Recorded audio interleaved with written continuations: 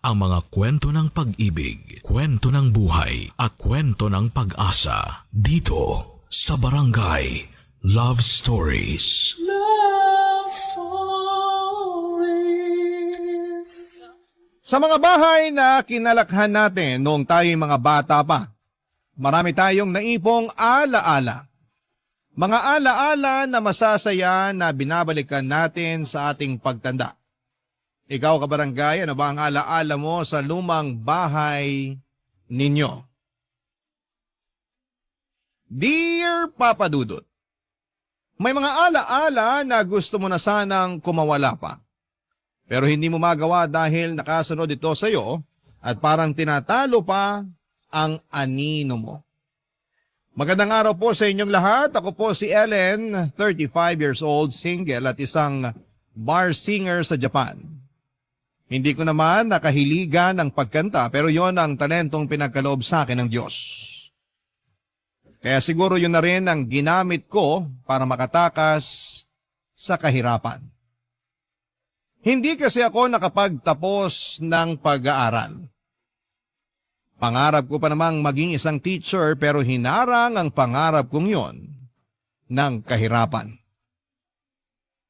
Isang taon lang ang inabot ko sa kolehiyo.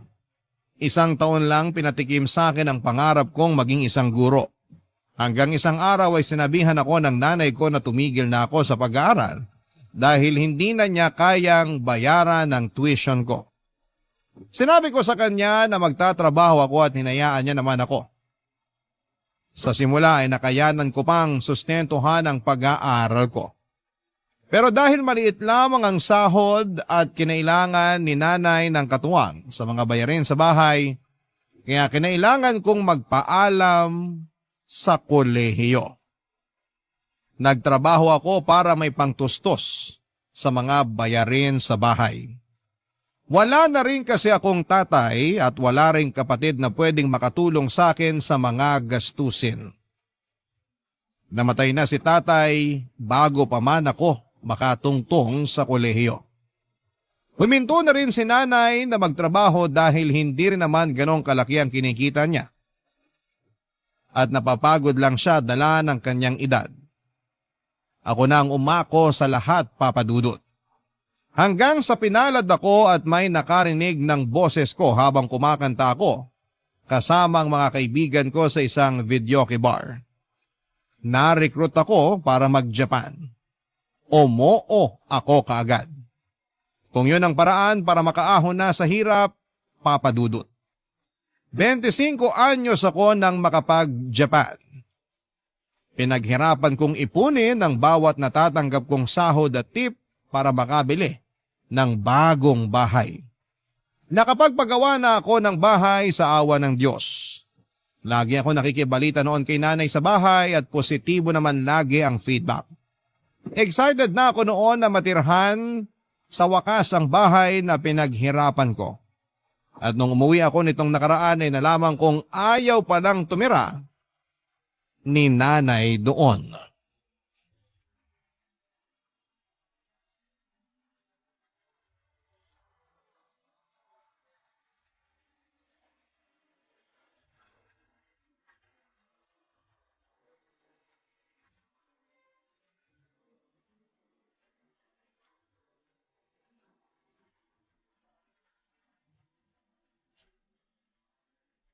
Bakit ba nakasimangot ka riyan? Nagtataka lang po, Nay. Nagtataka saan? Ilang taon nang nagawa yung bagong bahay natin. Pero hindi ko maintindihan kung bakit hindi pa rin kayo lumipat doon habang nasa Japan ako. Nakatamaran ko na sigurong maglipat. Pag may pinaplano kasi ako, sinusumpong ako bigla ng rayuma o kaya may hindi magandang nangyayari. Lagi na lang po ba? Ilang taon na yung dumaan. Wala kahit isang araw na swerte at maayos ang kalagayan nyo para makalipat? Wala rin akong kasama na mag-aasikaso. Ang tita Net po, nasa kabilang bahay lang siya. Pwede naman siyang mapakiusapan para makapaglipat na tayo. Ayoko nang abalahin pa ang tita Net mo. Busy na rin yun sa mga apo niya. O ikaw ba?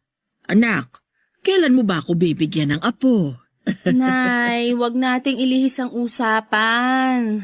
Maghahanap ako na maglilipat ng mga gamit natin habang hindi pa ako bumabalik ng Japan. Huwag ka nang mag-abala. Ako na lang ang mag-aasikaso. Magpahinga ka na lang at sumama sa mga kaibigan mo rito sa Pinas. Magkumustahan kayo. Ako nang bahala rito sa bahay. Lagi niyong sinasabi na kayo na ang bahala pero nung hinayaan ko kayo, parang wala naman nangyari. Hindi ko lang talaga maharap dati. Kahit magtanong ka pa sa mga kapitbahay natin. Nasasayang lang kasi yung pinagawa kong bahay doon. Baka mas mauna pang tira ng mga ligaw na kaluluwa. Alam mo anak, isa rin yan sa mga dahilan ko kung bakit ayokong lumipat. Paano kung pinamahayan na yun ng mga multo? Lalo maraming bakante at masukal na lote ron. Mas okay na rito sa bahay natin ngayon. Laging nabibless ni Father Sanchez. Hindi makakapasok ang kahit anong klaseng multo. Kahit mayamang multo pa yan. Di ipabless natin kay Father Sanchez yung pinagawa kong bahay. Hindi kasi lumalayo ng binibless na bahay si Father Sanchez. Yung malapit lang ang gusto niyang i-bless na bahay. May katandaan na rin kasi. Hindi na kayang bumiyahe. Kung ganun, maghanap tayo ng pari na malapit lang dun sa bahay at bata pa. Pwede na po ba yon? Pag lumipat tayo, mamamahay ako. Matagal pa naman bago ako masanay. Kung lumipat na sana kasi kayo noon, di sana sanay na kayo't hindi na po problemahin kung mamamahay kayo ngayon. Malungkot dun, sigurado ako. Mag-isa lang ako. Buti sana kung hindi ka na babalik ng Japan para kasama kita ron. Tignan mo nga. Isang buwan na lang, babalik ka na naman sa Japan, maiiwan na naman akong mag-isa. Marami kayong makikilalang kapitbahay doon. At saka pwede kong pakiusapan lagi si Tita Net na dalawin kayo.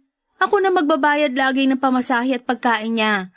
Para may kasama lang po kayo habang nasa Japan ako. Sabi ko nga, wag mo nang abalahin pa ang Tita Net mo. Nagbibigay lang po ako ng mga pwedeng solusyon para matapos na yung mga rason nyo kung bakit ayaw nyo pa rin lumipat dun sa bagong bahay natin. Ang dami kasing dapat isaalang-alang. Hindi basta-basta ang paglilipat. Kaya nga nagmamadali akong makauwi dito sa Pilipinas para matulungan na kayo sa pag-aasikaso sa paglilipat. Hindi na ako masaya na hindi pa rin kayo lumilipat. Ilang taon ko na kayong pinagbigyan, Nay. Ako naman ang pagbigyan nyo ngayon. Nasasayang lang yung upa dito sa bahay. Yung upa na ginagamit ko galing sa pensyon ko at hindi galing sa padala mo. Lahat ng pinapadala mo napupunta lang sa pagkain ko at ibang pangangailangan. Yung karamihan, nasa bangko, hindi ko ginagalaw. Kaya nga sayang naman na napupunta lang sa upa yung pension nyo. Sana pinangbibili nyo na lang ng mga gusto nyong gamit o panlibre kay Tita Net kapag sinasamahan niya kayo. Ang daming pwedeng gawin sa pensyon nyo, Nay. Wag na sana upa rito sa bahay kasi may sarili na tayong bahay. Naintindihan nyo po ba? Ako naman ata ang hindi mo maintindihan. Sabihin nyo sa akin, Nay, kung paano ko kayo iintindihin. Kasi hindi ko talaga maintindihan kung bakit mas pinipili nyo pa ring manirahan dito sa lumang inuupahan natin. Puro nasira, mainit na at masikip. Ang laki ng bahay na pinagawa ko para sa inyo. Hindi mo talaga ako maintindihan. Umiling si nanay at saka ako iniwan para pumasok sa kanyang kwarto. Napansin kong nagtampo na siya, Papa Dudut, kaya hindi ko na inulit ang pangungulit ko sa kanya na lumipat na. Malit lang ang inuupahan naming bahay na yon at sakto lang para sa aming dalawa at minsan ay kulang pa.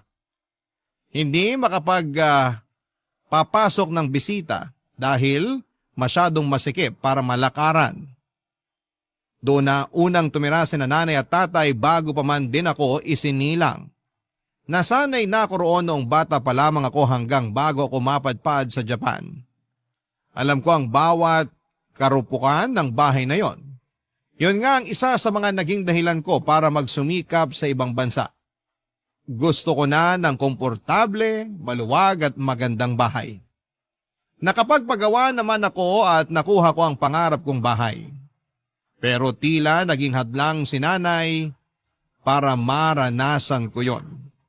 Nagsinungaling noong una si nanay sa akin, ang sinasabi niya ay doon na siya tumitira sa bagong bahay namin.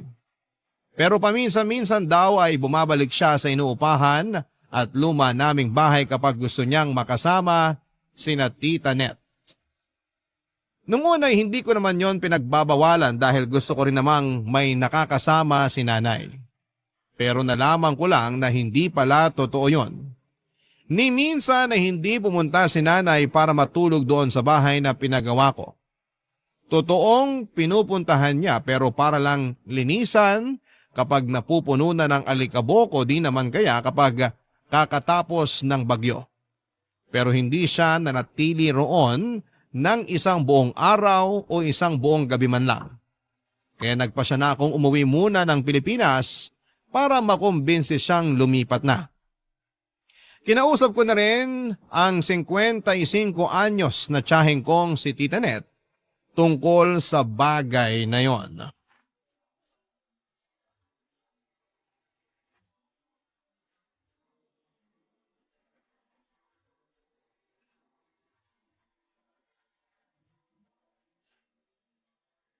Ay, nako. Ilang taong ko na pinagsasabihan ng nanay mo na lumipat na doon sa bahay na pinagawa mo. Aba, kaswerte na nga niya at maraming naghahangad ng sariling bahay. Pero siya naman tong tumatanggi ron. Hindi niyo po ba siya makumbinse para makalipat na bago ko bumalik ng Japan?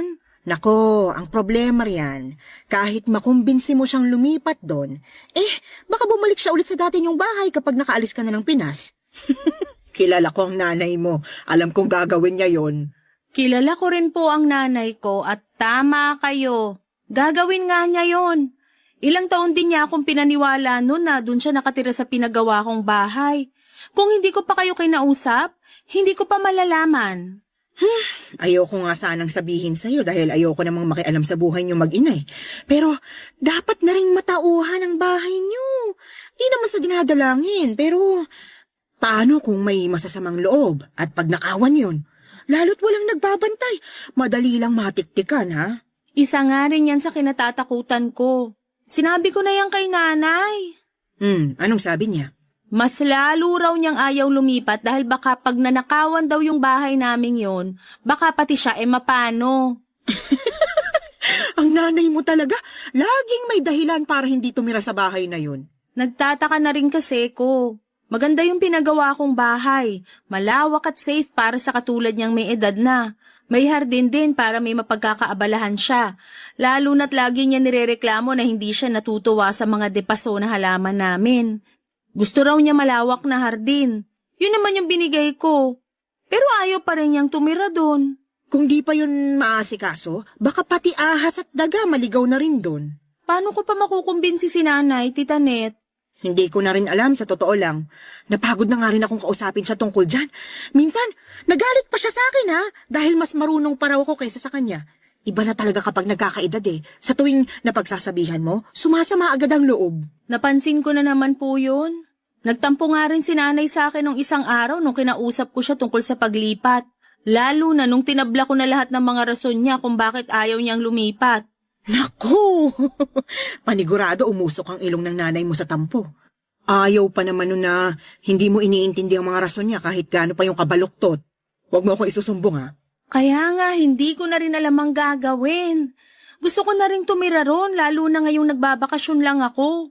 Pero hindi ko naman siya magawang kumbinsihin na samahan ako dun sa bagong bahay. Ayaw talaga niya. Sabi pa niya, kung gusto ko raw, ako na lang matulog dun mag-isa. Siyempre ayoko naman. Nakakakonsensya kaya. Habang maayos ang tutulugan at kabuuan ng bahay ko, si nanay naman nagtitiis sa sira-sirang inuupahan naming bahay. Gets niyo naman ako, Tita Net, di ba? Naiintindihan kita, maniwala ka. Pero naiintindihan ko rin ang nanay mo. Paano po? Pag nagkakaedad ang isang tao, mas lalo siyang nagiging sentimental sa mga nakasanayan niya sa paligid niya. Lalo ng mga bagay na nagpapaalala sa kanya sa nakaraan. Pakiramdam kasi nila, yun lang ang daan para mabalikan nilang nakaraan. Pakiramdam niya, dun sila mas masaya. Pero mas masaya naman yung ngayon. Lalo't nakakaangat na kami sa buhay, hindi kagaya ng dati. Totoong mas nakakaangat na kayo kaysa noon. Pero kung papapiliin ng nanay mo? Malamang mas pipiliin niyang nakaraan kung kailan buhay pang tatay mo at kasama ka pa niya lagi at inaalagaan sa lumang inuupahan niyo. Natahimik ako sa huling mga sinabi ni Tita Net. Nakonsensya ako bigla. Paano kung totoo na mas masaya si nanay sa nakaraan dahil buo kaming pamilya? At nakakasama pa niya ako lagi. Hindi ko naisip yon. Kaya lang ay paano ko siya makukumbinse na tapos na ang nakaraan. At pwede na kaming bumuo pa ng mas masayang ala-ala sa kasalukuyan. Kahit marami nang nagbago sa paligid namin. Mukhang mahirap yon, Papa Dudut, ayon nga rin kay Tita Net. Sa nakaraan madalas komportable ang mga matatanda. Lalo na yung mga nanay. Dahil sa nakaraan, pakiramdam nila ay may silbi pa sila. Kahit na hindi naman yun totoo, minsan daw o madalas ang mga tumatandang nanay ay nagiging emosyonal. Lalo kapag may sariling buhay na ang mga anak nila. Mga anak na minsang inalagaan at naging dependent sa kanila. Kaya naman masakit sa loob ko marahil ni nanay sa pagbabago na gusto ko. Dahil pakiramdam niya, mas lalo lang nawawala ang alaala ng pagkabata ko sa kanya. At dahil nga sa mga naging usapan namin ni Tita Net ay naliwanagan ako kahit papaano sa sitwasyon ni nanay. Pero hindi pa rin nagbabago ang desisyon kong lumipat pa rin kami sa pinagawa kong bahay dahil yun naman ang tama. Oras na para sa pagbabago. Pero ang tanging magagawa ko lang noon ay dahan-dahanin si nanay sa proseso. Hindi yun madali para sa kanya. Yun ang na-realize ko. Kaya ako dapat ang mag-adjust. Hindi ko lang alam kung papaano. Dahil minsan ay mahina ang pasensya ko sa mga makukupad sa pagbabago. Pero nanay ko naman yon. Baka humaba pa ang pasensya ko sa kanya basta't lagi ko lang tatandaan na malaki ang naging sakripisyo niya para sa akin. Isang maliit na bagay na lang ang pagpapasensya ko kapalit ng maraming magagandang bagay na sinantabi ni nanay para sa sarili niya. Mabigyan lang ako ng buhay na maayos, Papa Dudut. Barangay Love Stories. Barangay Love Stories. Ang lumang inuupahan namin kung tatanungin ninyo ang itsura, Papa Dudut, ay hindi talaga kaaya-aya sa paningin. May dalawang maliit na kwarto na tuwing bumabagyo ay unang tinatamaan ng tulo sa kisame. Nakailang beses nang pinagawa yon pero ganun pa rin. Kailangan na raw gibain mismo ang bubungan at ibang parte ng bahay pero ayaw naman yung ipagawa ng may-ari. Sinabi ko na noon na kami na ang magpapagawa at ibabawas na lamang sa upa pero ayaw pa rin. Sinabi sa amin na kung hindi namin titiisin yon, mas mabuting umalis na lamang kami. Kung ako lang ay umalis na kami, Papa Dudut, matagal na. Pero si nanay ang humihindi. Hindi raw kami aalis doon. Hindi naman daw palagian ng bagyo at meron naman daw kaming pangsalok ng mga tulo. Doon ako naiinis kay nanay dahil hindi niya makita kung gaano kahasel yon. Sa kusina, laging pinamamahaya ng mga ipis at daga dahil marupok na ang mga kahoy na ginamit doon at dahil doon ay mabilis lamang yung nangangat-ngat ng mga daga at pinapasukan pa ng ibang insekto. Nakailang beses nang pinaospital si nanay dahil sa kagat ng mga daga, pero hindi pa rin siya natuto. Hindi naman daw sinasadya yon ng mga daga at aksidente lamang yon. Nagawa pa niyang ipagtanggol ang mga daga. Sinikap na lang niyang tapalan yon lagi ng mga tarpaulin na iniipon niya tuwing eleksyon. Yon ang pinangtatapal niya sa mga butas at hindi ako natutuwa doon. Tumutulo din sa sala namin lalo na sa pwesto kung nasaan ang saksakan ng TV namin. Laging napupuyat si nanay para bantayan yon. Natiis ko yon noon pero noong nakaluwag-luwag na kami sa buhay, ayoko nang tiisin pa yon. Mas lalong ayokong makita si nanay na tinitiis pa rin yon. Meron naman na kaming pera para makaalis sa nakasanayan naming hirap Handa na ako. Kay nanay na lamang talaga nagkakatalo, Papa Dudut.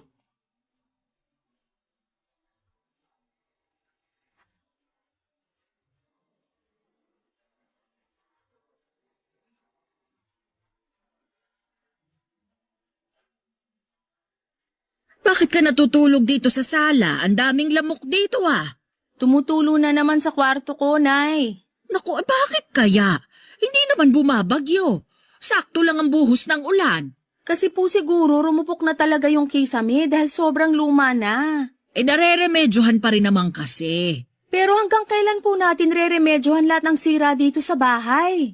Yung kwarto mo lang naman ang tumutulo ngayon. Hihintayin pa po ba natin na tumulo lahat ng parte ng bahay natin? Maya-maya lang pupusta ko. Next na tong sala na tutulo. Kung ipapanalangin mo, magkakatotoo talaga. Hirap na rin ako makatulog sa kwarto ko, Nay. Ang init. Hindi na kaya ng electric fan. Ang init dito sa Pinas. Nasanay ka lang sa lamig sa Japan. Masasanay ka ulit sa init dito. May 1 buwan ka pa. Gusto ko nang makatikim ng lamig ng aircon, Nay. Kung bakit naman kasi pinalagay mo yung aircon dun sa pinagawa mong bahay eh. Imbes na dito mo nalang pinalagay. Talagang doon ko ipapalagay kasi doon ko naman balak gamitin. Di magtiis ka sa init sa kwarto mo ngayon. Nay, hindi na talaga ako komportableng tumira dito sa bahay. Komportable pa naman ako. Paano naman po ako? 1 beses ka lang naman sa loob ng 2 taon bago umuwi. Tiisin mo na lang. Hindi ko na dapat tiisin to kasi nakapagpagawa na ako ng bahay na magiging komportable tayo pareho. Para saan pa lahat ng pinaghirapan ko sa Japan kung hindi naman magiging maginawa ang pagstay ko dito sa Pinas?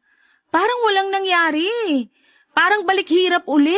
Paanong walang nangyari? Naipagawa mo na nga yung kusina natin dito. Hindi na sinisira ng mga daga. Opo, kasi sa likuran ng kwarto nyo naman ngayon dumadaan yung mga daga para manira doon. Nagtatago lang sila ron. Hinahabol kasi ng mga pusa. Bakit kaya ayaw nyong tumira sa bahay na walang daga, no? Hindi naman nananakit ang mga daga. Pero may naitutulong ba sila sa atin? Nakakatulog ako ng maayos sa kwarto ko. Parang pugo ng kwarto nyo, Nay. Mas mainit pa kaysa sa kwarto ko. Pag pumapasok ako doon, para akong ensaymada na mina-microwave. Ako naman ang natutulog sa kwarto ko. Komportable ako roon kahit mainit. Sanay na ako. Hindi nyo naman kasi kailangang masanay sa ganun. Subukan lang nating matulog 1 gabi dun sa pinagawa kong bahay. 1 gabi lang, para makita nyo ang kaibahan. Matanda na ako masyado para masanay sa mga bago. Hindi na natin pwedeng gamitin yan, Nay. Kaya nga ako nagtrabaho sa Japan para makapagbigay ng magandang pagbabago sa inyo.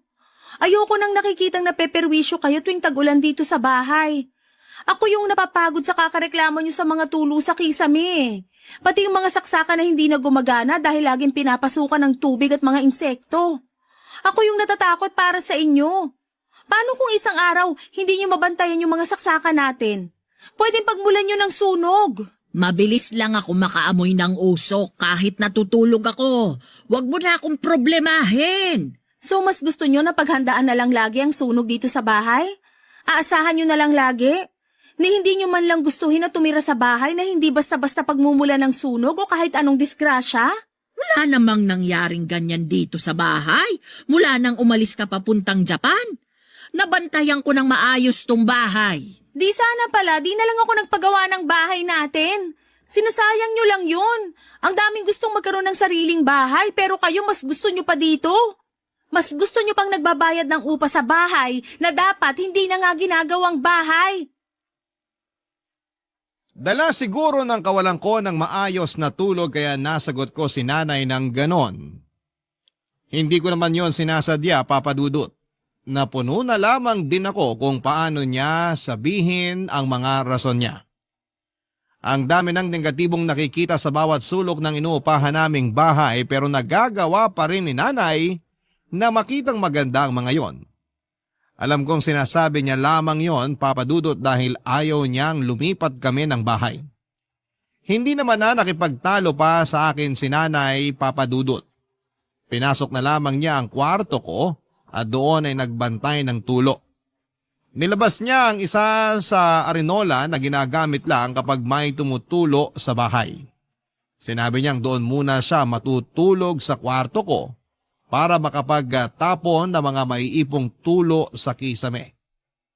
Hinayaan ko na siya para hindi na kami magtalo pa at para makita niya kung gaano kahasel ang bahay na sira na. Kilala ko naman si nanay bilang isang taong mahirap mag-let go. Mula sa mga tao sa buhay niya hanggang sa mga pinakalumang garapon ng mayonnaise. Hindi niya yon tinatapon dahil ang rason niya ay may paggagamitan pa naman daw. Pero lumipas na ang ilang dekada ay hindi pa rin niya alam kung saan niya gagamitin ang ilang karton ng garapon ng mayonnaise na naipon niya. Sinabi kong ipagbili na lamang niya sa mga nangangalakal pero sinabi niyang mas mapapakinabangan niya raw yon. Pero halos bumagsak na ang isang cabinet namin kung saan nakalagay ang mga inipon niyang garapon ng mayonnaise. Ay hindi pa rin niya yon nagagamit. Sa pagkakatanda ko, papadudot buhay pa noon si tatay nang itambak ni nanay ang mga garapon na yon sa aming cabinet. Kinabukasan habang nagkakape ako sa kusina, nilapitan ako ni nanay para ipakita ang mga lumang gamit na tinatago niya. Binida niya lahat ng alaalang meron ang bawat gamit na pinapakita niya.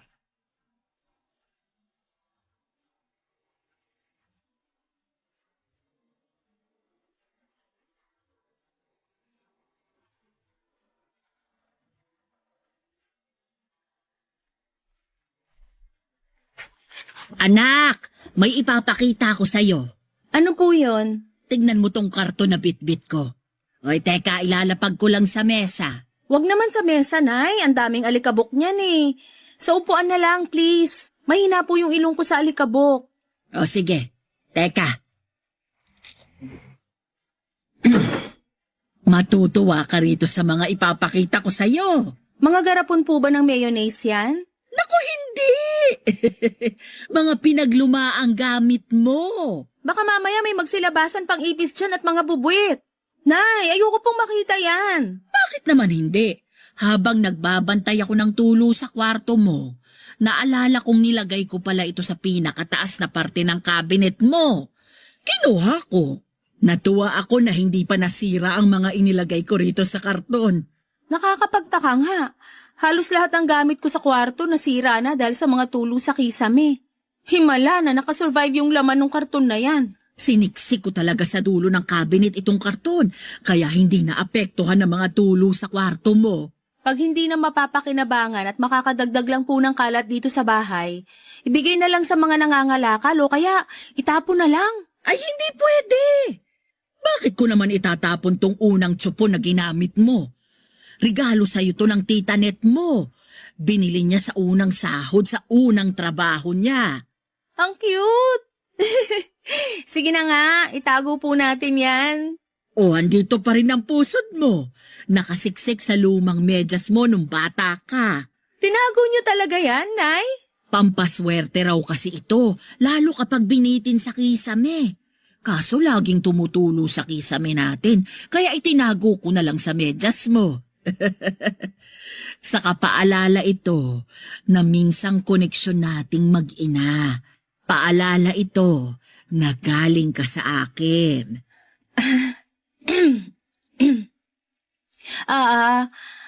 Ano pa po bang meron dyan sa karton? Andito rin ang coloring book mo nung kinder ka. Patingin nga po. Grabe! Kinulayan ko talaga ng blue yung puno at green ang kalangitan. Sabi mo kasi pangarap mong makakita ng puno na kulay blue. Tapos inaabangan mo lagi tuwing tanghali kung magiging berde ang kulay ng langit. Hawak mo lagi ang coloring book na to kapag lumalabas ka ng bahay para maghanap ng blue na puno at berde na langit. Hindi ko na maalala kung bakit ko sinabi yan. Pero nakakatuwa po na tinago niyo tong mga gamit ng bata ako. Andito rin pala ang report card mo nung grade 6 ka, oh! Patingin nga po ko ng grades ko noon. Hala? Bakit puro pasang-awa? Saka bakit parang iniba tong grade ko sa math? Hindi mo na ba maalala? Ikaw ang nagbura ng grade mo sa math. 70 yan, pero pinalitan mo ng 75 para kunwari pumasa ka. Nalaman ko rin ang totoo dahil pinatawag ako ng teacher mo. Naalala ko na nga. Nakakahiya naman. Ito pa ang unan mo. Unan mo to nung baby ka. Pero palagi mo pa rin ginagamit hanggang tumungtong ka ng high school. Naaalala ko nga, hindi mo tinatanggal sa tabi mo, lalo noong high school ka na. Ni hindi ko nga maitakas sa'yo para labhan eh. Lagi kang nagagalit kapag kinukuha ko. O kaya heto, nakaipit pa rin ang amoy at marka ng laway mo sa una na to. Siguro naman ipapalaba mo na ito ngayon, ano? Huwag niyo na pong laban. Itapon niyo na. Sunugin niyo kung pwede. Pero paborito mo ang una na to. Sabi mo noon sa akin, ito ang naging protection mo sa mga mumo na pumapasok sa kwarto mo. Hindi naman ako totoong naproteksyonan yan. Itapon niyo na po. Pero... Itago niyo na lahat ng garapon ng mayonnaise. Pati na yung pusod kotso po na regalo ni Tita Net. Pero parang awa niyo, nanay. Itapon niyo yung una na yan. Nagulat si nanay sa mga sinabi ko, Papa Dudut. Alam niyang naging paborito ko ang una na yon. Hindi niya alam ang isasagot sa akin noon. Sa halip ay binalik niya lahat ng mga nilabas niyang laman ng karton at saka pumasok sa kanyang kwarto. Hindi na niya muling binalik sa kwarto ko ang karton na yon. Hindi na rin namin muling pinag-usapan yon. Lumipas na lang ang mga araw pero parang hindi naganap ang pagpapakita sa akin ni nanay sa laman ng karton, Papa Dudut. Hindi ko alam kung tinapon na niya o nilabhan man lang ang unan. Wala na rin akong balak na alamin pa. Basta't hindi ko yon nakikita sa paligid ko ay ayos na ako. Sinumpa ko kasi ang una na yon, lalo na noong nagdalaga na ako. Maraming sekretong nalaman ang una na yon, mga sekretong tinakasan ko hanggang ngayon. Isa sa mga dahilan kung bakit gusto ko nang makaalis kami ni nanay sa inuupahan naming bahay ay dahil marami akong masalimuot na alaala sa bawat sulok ng bahay. Mga alaalang hindi ko nagawang ikwento kahit na kanino. Kahit kay nanay mismo, mga alaalang pilit kong tinatago sa pinakasulok ng puso at isipan ko. Hindi ko yon nakayanang harapin, Papa Dudut. Kaya nga nang pumunta ako ng Japan, inakala kong matatakasan ko na ang mga alaalang yon. Pero hindi pala, Papa Dudut. Sinundan ako ng mga alaalang yon hanggang sa pag-alis ko ng bansa. Akala kong malaking tulong na hindi na ako nakatira sa inuupahan naming bahay pero hindi pala. May mga bagay akong handa nang sabihin ngayon.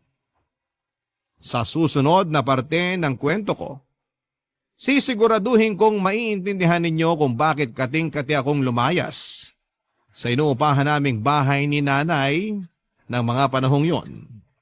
Papa Dudut. Barangay Love Stories. Barangay Love Stories. Nawala ako sa mood ng mga sumunod na araw, Papa Dudut. Dala yon ng mga nagsidagsaang mga alaala na nakabalot sa una na ipinakita sa akin ni nanay. Ilang gabi na akong hindi makatulog dahil dinadalaw ako ng mga hindi magagandang panaginip tungkol sa nakaraan ko. Mga panaginip na binalikan ako dahil hindi ko nagawang kumprontahin. At nang mga oras na yon ay para akong inuusig para sa wakas ay harapin na. Pero hindi ko kaya. Muli na naman akong nagtago.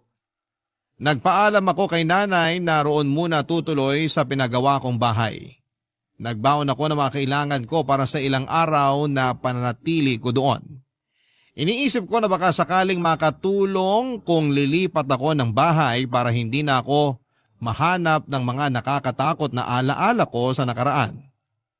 Dahil masyado ng maraming sakit ang dinulot sa akin ng lumang bahay namin. Hindi ko na kayang balikan lahat ng yon.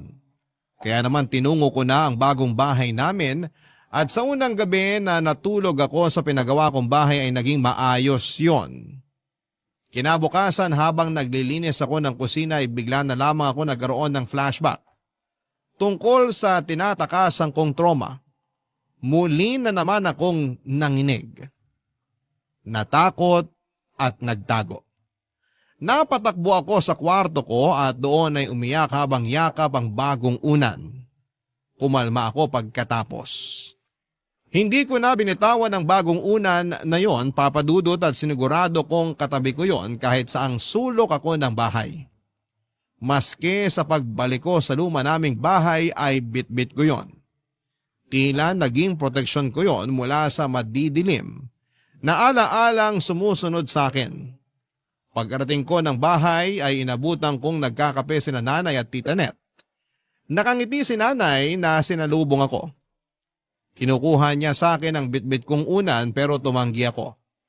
Nakiupo na rin ako katabi nila habang hawak pa rin ang bagong unan ko, Papa Dudut.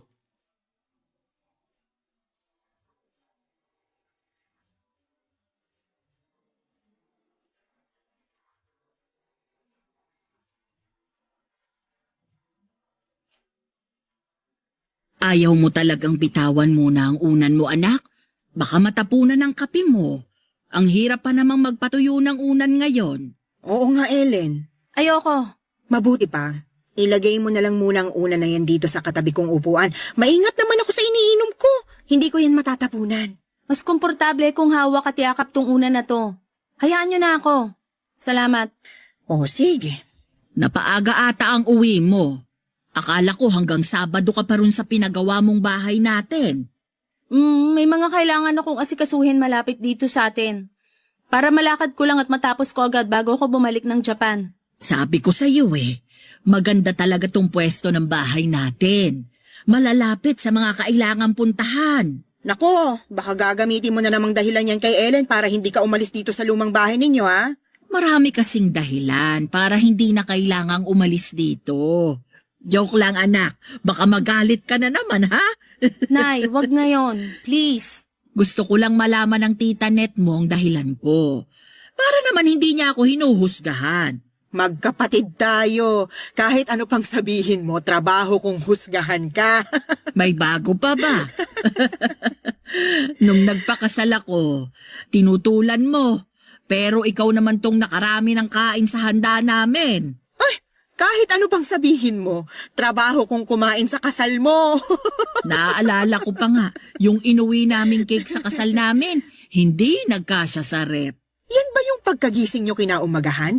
Nakita nyo na lang yung 2 bubuit na nakapatong na sa cake at busog na busog sa icing ng cake? Hindi sila nakagalaw, dala ng kasibaan sa matamis. Sana talaga pinauwi nyo na lang sa akin yung natira nyong cake eh. Di sana sikmura akong nakinabang, hindi sikmura ng mga bubuit sa kusina ninyo. Ang mga daga na yon ang nakakasama ko, lalo na nung umalis na papuntang Japan si Ellen. At sila rin ang salarin sa mga butas sa dingding natin at kung saan-saan pa. Kaya nga, bago sirain ang mga dagatong bahay, lumipat na kayo mag-ina sa bagong bahay ninyo. Doon kahit may ilang dagang umaligid sa bahay nyo, paniguradong hindi nila matitibag yon. Hindi ka sigurado. Mauutak na ang mga daga. Sigurado kung kaya nilang tibagin kahit sementado pa ang dingding. Nakahanap na naman kayo ng dahilan para ipagtanggol tong lumang bahay. Alam mo naman ang nanay mo, loyal sa bahay na to. Ay talaga. Nung walang-wala kami, ito ang sumaklolo sa amin. Napag-aral ko hanggang first year college si Ellen. Dahil mura lang ang upa namin dito. Hindi nyo na ako pinag-aaral, Nay. Kaya wala na kayong ibang dahilan para manatili rito. Doon na tayo sa bagong bahay, wala nang babayarang upa.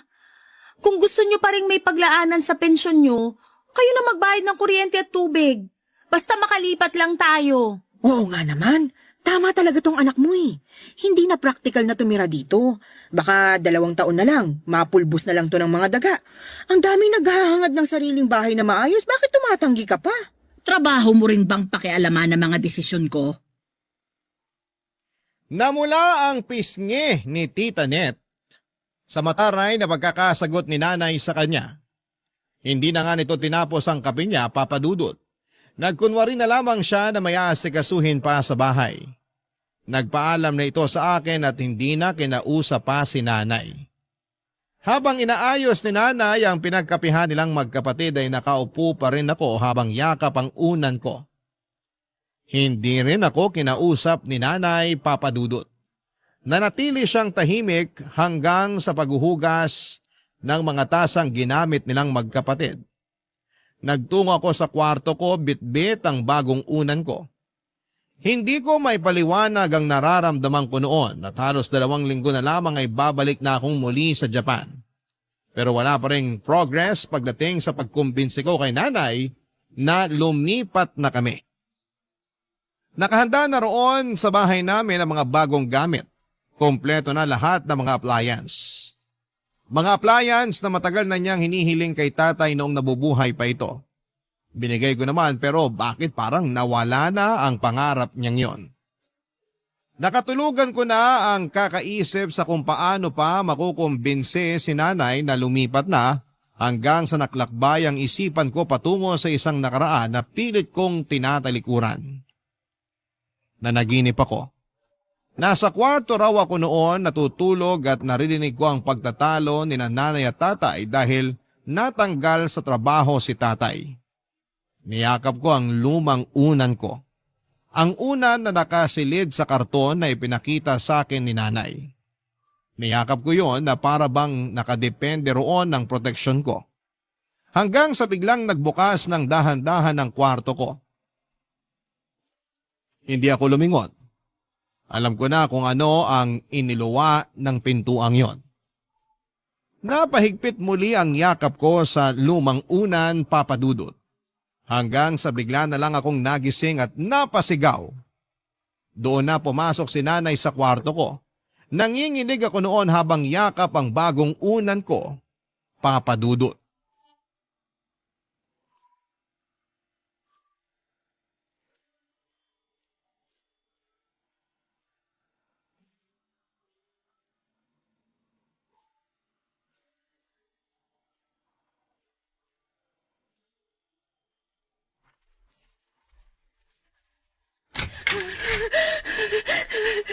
Anak, ayos ka lang? Anong nangyari? Bakit ka sumigaw? Masamang panaginip! Masamang panaginip!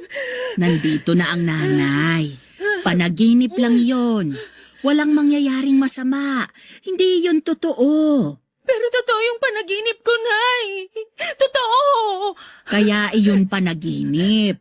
Gawa-gawa ng isipan nating laging pagod. Huwag mong paniwalaan yun. Halika sa labas. Uminom ka ng malamig na tubig para kumalma ka. Halika na. Totoong panaginip ko! Natutuliro ka lang ngayon. Okay lang yan. Tara sa labas para mahanginan ka. Hindi to okay, Nay! Kailan ba kayo makikinig sa akin? Nakikinig naman ako. Kung nakikinig ka, bakit hinayaan mo ako umiyak lagi sa kwarto ko? Ano bang sinasabi mo? Nung bata ako, alam ko naririnig mo akong umiiyak. Siguro. Oo. Hindi ko na matandaan. Alam mo naman ang nanay. Maraming inaasikaso, lalo na nung nawala ng trabaho ang tatay mo. Hindi na kita nabantayan o napakinggan. Pasensya ka na ha. Gusto mo bang pag-usapan? Ang tagal ko nang gustong pag-usapan, Nay. Pero lagi niyo lang ako hinahayaang magkulong sa kwarto. Gusto kong bumawi sa iyo ngayon. Kung ano man yung pagkukulang ko. Kausapin mo ko. Ibibigay ko lahat ng kailangan mo. Gusto ko nang umalis dito. Parang awa niyo na, umalis na tayo rito. Anak, wag muna kaya nating pag-usapan yan. Ito ang kailangan ko, Nay. Kala ko ba ibibigay niyo ang kailangan ko? Kailangan na nating umalis sa bahay na to. Bakit ba nagmamadali kang umalis? Minamadali po ba kita? Kasi ilang taon na ako nangungulit sa inyo na lumipat na kayo dun sa bagong bahay para makapagsimula na tayo ng bagong buhay natin. Bakit ba kailangan baguhin ang buhay natin? Masaya naman tayo sa ganito. Sa dati. Kayo lang! Hindi ako naging masaya sa bahay na to! Dahil masyado ng maganda ang tinirhan mong bahay sa Japan. Dahil mas matibay ang pinagawa mong bahay kaysa rito. Baka nakakalimutan mo. Malaki ang naiambag nito sa buhay mo. Kung alam niyo lang kung ano pang naiambag ng bahay na to sa akin, maintindihan niyo kung bakit gusto ko na itong sunugin. paalalang ginawang masama sa'yo ng bahay na to para pagsalitaan mo ng ganyan? Siguro nga hindi tong bahay na tong nakagawa ng masama sa akin, pero yung taong tumira dito, meron! Anong ginawa ko sa yung hindi maganda? Bukod sa hindi kita pinuntahan nung umiiyak ka sa kwarto mo. Sabihin mo sa akin lahat para bago ka bumalik ng Japan, matapos na tong nararamdaman mong hinanakit sa akin at sa bahay na ito. Nay! Nay! Pinagsamantalahan ako ni tatay! Ano? Bawat sulok ng bahay na to sa tuwing umaalis kayo para magtrabaho. Doon ako sinisimulang pagsamantalahan ni tatay. Kung gumagawa ka lang ng kasinungalingan para makalipat na tayo ng bahay, tigilan mo yan. Parang awa mo na. Magbigay ka naman ng respeto sa yumao mong ama. Tama nga yata yung desisyon kong wag magsumbong sa'yo nun. Kasi hindi mo rin ako papaniwalaan sigurado. Tulad ng ginagawa mo ngayon. Gusto kitang paniwalaan. Pero ang imposible na mga bintang mo sa iyong ama. Disente at maayos ang tatay mo. Bigyan mo naman ng respeto ang kaluluwa niya. Hindi ito pagbibintang, Nay. Totoo lahat. Hindi mo alam kung ilang dekada kong tiniis lahat ng masasamang panaginip ko tungkol kay tatay. Kung paano ako laging kinakabahan sa tuwing may nagbubukas ng pintuan ng dahan-dahan. Hindi niyo alam. Hindi niyo alam na halos magdugo na yung mga mata ko sa kakapuyat para makapag-ipon, para makapagpagawa na tayo ng bahay at makaalis na sa bangungot na bahay na to. Hindi niyo alam. Kasi parang wala na ba kayong pakialam? Anak! Sa kusina. Doon niya ako unang pinagsamantalahan. Hinawakan niya yung hita at balakang ko, tapos pinilit niya yung sarili niya sa akin. Tinakot niya ako. Papatayin daw tayo ni tatay kapag nagsumbong ako, kapag hindi ako pumayag. Kaya wala akong nagawa. Wala naman akong kasama kasi lagi kang wala. Pumayag ako. Sa mesa sa sala yung sumunod. Sa banyo rin nung minsan nagluluto kayo sa kusina. Sinubukan ko wagpasak lolo pero nilakasan ni tatay yung tubig sa gripo. At madalas sa kwarto na to. Tuwing madaling araw. Tuwing tulog kayo. Diyos ko! Diyos ko! At ang paborito kong una na kinamumuhian ko ngayon. Yun ang lagi kong pagtakip sa mukha ko sa tuwing hinaharap ako ni tatay habang pinagsasamantalahan. Akala ko mapoprotektahan ako noon para hindi ko makita ang kahiyupan ni tatay. Pero hindi. Tulad mo rin yung unan na yon. Walang kamalay-malay. Walang alam.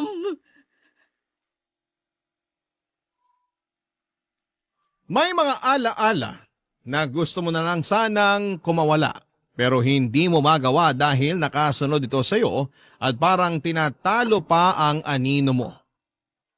Niyakap ko ng mahigpit ang bagong unan ko at hinayaan kong tumulo doon ang mga luha kong matagal nang pinipigilan. Hindi malaman ni nanay ang gagawin noon at palakad-lakad siya habang kagat ang kanyang mga daliri. Alam kong ikinabigla niya ang mga revelasyon ko, Papa Dudut, hanggang sa bigla na lamang siyang lumabas ng bahay. Nilabas lahat ng mga bag namin at siniksik doon ang mga damit ko, Papa Dudut. Nagtaka ako. Nang mapuno niya ang dalawang malaking bag na mga damit ko ay sa kanya ako niyakap at sinabing aalis kami sa bahay na yon. Tinulungan ko siyang mag-impake ng mga damit niya. Iniwan namin ang mga lumang kagamitan namin, kabilang na ang lumang unan ko Oras na para makapagsimula ng bago. Yun ang sinabi ni nanay. Si nanay na sa una ay natakot sa pagbabago pero kinaya niya para sa kapakanan ko. Alam ko naging mabigat para kay nanay ang mga inamin ko, lalo't alam kong minahal niya ng totoo si tatay.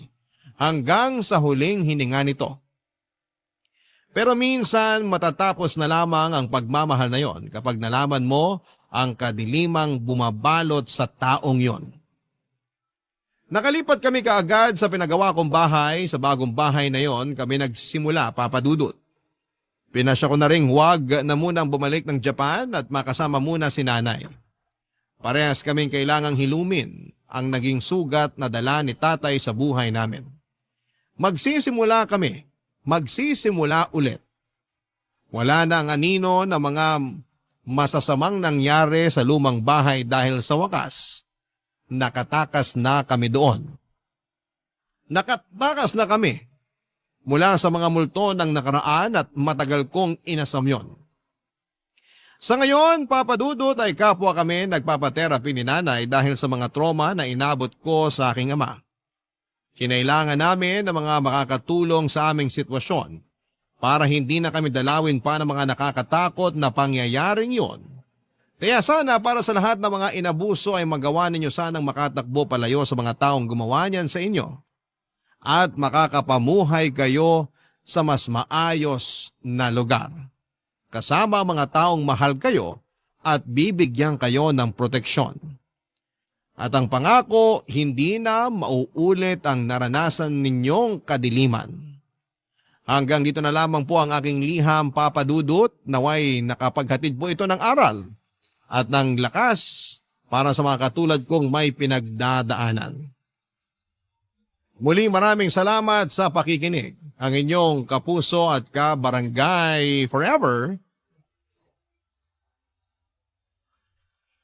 Ellen. Barangay Love Stories. Barangay Love Stories. Napakasakit na nangyari kay letter sender. Pero buti sa uli, naging maayos pa rin ang buhay niya. Anong say mo sa Barangay Love Stories na ito?